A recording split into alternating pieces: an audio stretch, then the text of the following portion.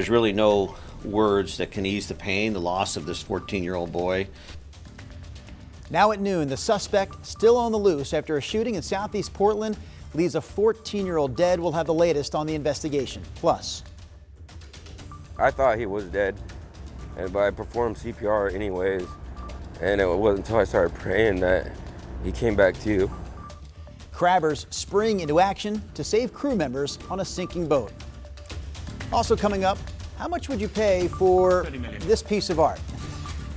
Well, if you said anything less than $205 million, it would not be enough. We're going to take a look at what makes this painting so pricey. We kick off KGW News at noon right now.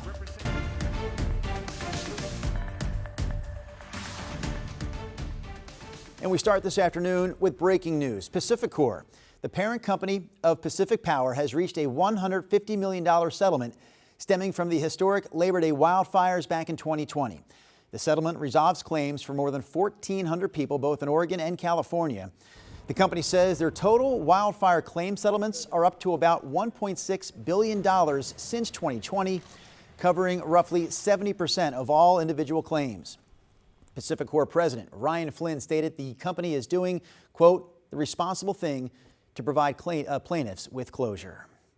Thanks for joining us here this afternoon. I'm Drew Carney. Let's get to some other national news. We go to Washington, D.C., where lawmakers overwhelmingly approved a measure to force the release of the Epstein files.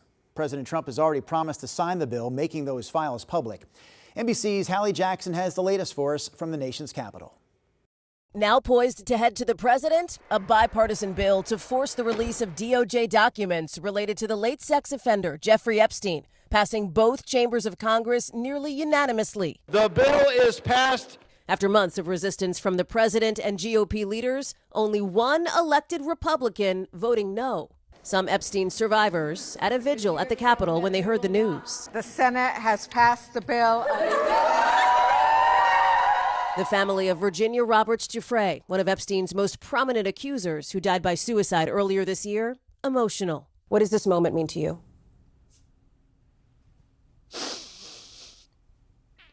She did it. She did it. She paved the way for the survivors to continue to come forward. At a rally earlier, one Epstein survivor, Jenna-Lisa Jones, delivering this message to the president. Please stop making this political. It is not about you, President Trump. I voted for you, but your behavior on this issue has been a national embarrassment. President Trump has not been accused of wrongdoing related to Epstein. In an Oval Office meeting alongside the Saudi Crown Prince, lashing out at questions, including about his one-time friend. Mr. President, why wait for Congress to release the Epstein files? Why not just do it now? You know, it's not the question that I mind, it's your attitude. I have nothing to do with Jeffrey Epstein. I threw him out of my club many years ago because I thought he was a sick pervert. That coming just days after the president snapped at a Bloomberg reporter asking a follow-up question about Epstein, calling her Piggy. The White House saying the reporter behaved in an inappropriate and unprofessional way, but Bloomberg pushing back. Now, after the action in Congress, many women for whom this is so deeply personal, looking to what's next. We've made it clear that we are tired of waiting. What makes you confident that you may actually see the public release of these Epstein files? Because I don't think the American people will settle for anything less. Again, that was Hallie Jackson reporting for us this afternoon. Meanwhile, here in Portland, police are still looking for the person who shot and killed a teenager in a southeast Portland home this past weekend. When officers got to the home on Sunday, they found 3 teenagers with gunshot wounds and a 4th who was also hurt but not shot. 14-year-old Merrick Roscoe was rushed to the hospital where he later died. Anyone with information about the shooting should contact Portland police. Police are also investigating a pair of stabbings that happened just blocks apart in downtown Portland last night. This was the scene near 11th and Jefferson. Investigators say a man walked into a business there around 9 o'clock saying that he had been stabbed. He is expected to be okay. A couple of hours earlier, another man was stabbed in the South Park blocks. That's only about 4 blocks away. He was taken to the hospital with serious injuries. It's not clear if these stabbings are connected, and police say they have not made any arrests yet. Very much. The state of emergency declaration passes. Resolution number 2906 is adopted. The city of Hillsborough has issued a state of emergency in response to federal immigration enforcement following dozens of ICE arrests in the area. The city says it condemns ICE targeting students and families and is calling for an immediate end to any such actions. Victor Cruz of Hillsborough was taken into custody in October. His family says Cruz is a grandfather with a work authorization, and they also say he was taken by mistake. Cruz was released from custody earlier this month. Tigard City Manager Brent Stockwell has resigned after just 5 months on the job. No exact reason has been given at this point. Deputy City Manager Emily Tritch will take his place in the interim. Stockwell is Tigard's second high-ranking city official to resign in just the past few months. Former Tigard Mayor Heidi Lube resigned in September. Providence says it's laying off 150 caregivers in its third round of cuts this year. Now, most are non-clinical staff at Acute Care Ministries, Providence Medical Group, and Providence Health Plan. Providence says it will help try to find these laid-off employees transitions to other roles. The changes are all part of the healthcare provider's ongoing restructuring to address financial and workforce challenges. Portland Public School District has been pushing to increase enrollment at Jefferson High School for years now.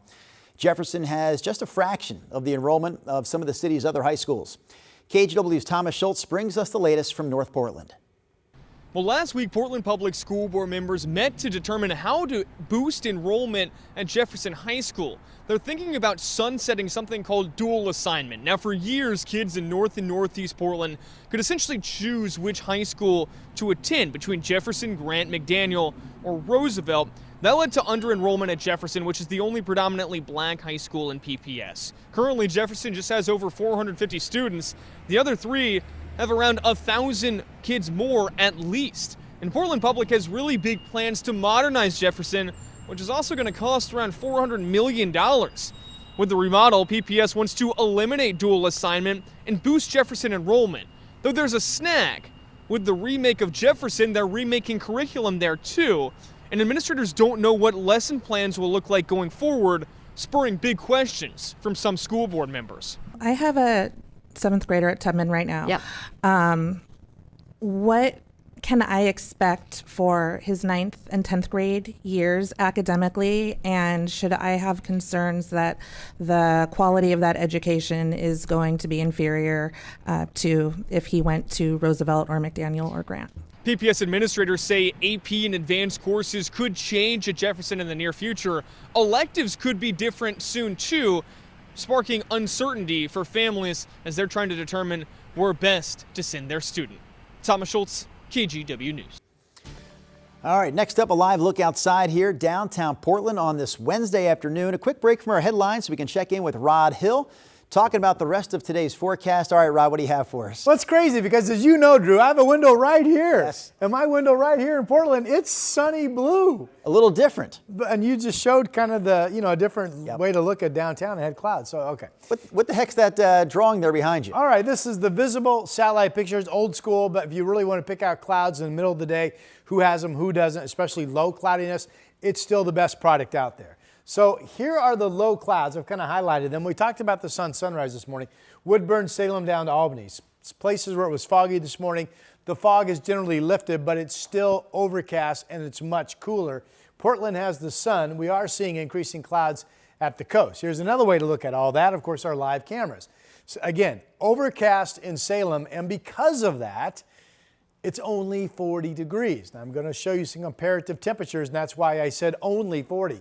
Clouds are increasing along the beach right now. Snookwinds Casino Resort in Lincoln City, 48 degrees. Vancouver was one of the foggy spots for a bit this morning across the Columbia, but that has now cleared out. And there's downtown Portland, and this is why I said only 40 in Salem. 54, a 14-degree difference between we have sun and you don't, if you will.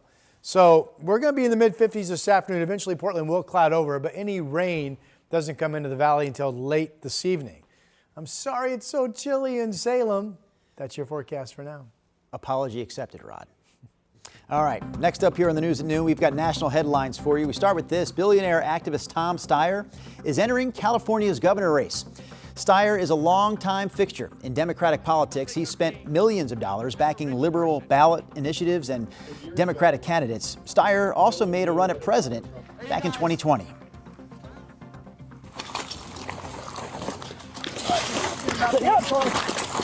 This is some dramatic video north of Seattle from Snohomish County. That shows deputies there rescuing a driver from a burning pickup truck. Authorities say they were initially called because the driver was reportedly ramming the back of an SUV. Turns out that driver was having a medical emergency.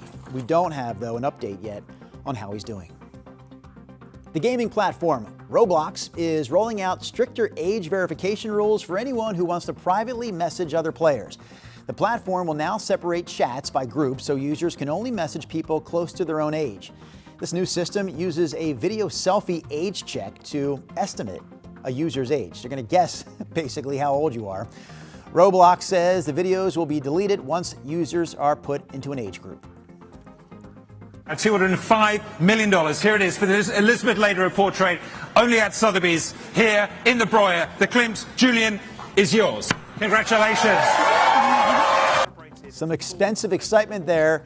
You heard that right. A portrait painted by a 20th century artist sold for $205 million at an auction in New York. That price makes it the most expensive work of modern art ever sold at an auction.